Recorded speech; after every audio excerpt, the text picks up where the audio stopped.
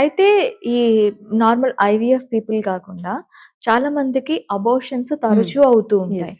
దీంట్లో స్త్రీ పాత్ర ఇంపార్టెంటా?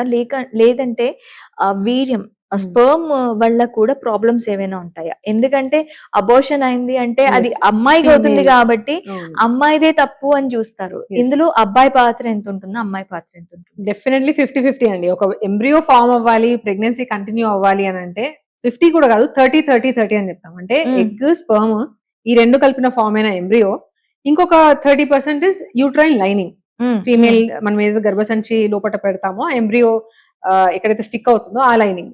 సో ఈ 3 బాగున్నప్పుడు ప్రెగ్నెన్సీ అనేది కంటిన్యూ అవుతుంది.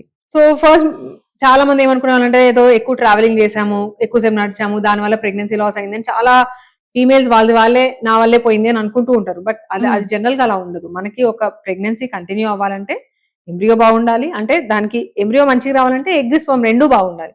ఇప్పుడు ఎగ్ లో ఇష్యూస్ ఉన్న క్వాలిటీలో లేదంటే స్పెర్మ్ క్వాలిటీలో ఇష్యూస్ ఉన్నా first of all embryo quality అంత బాగుండదు.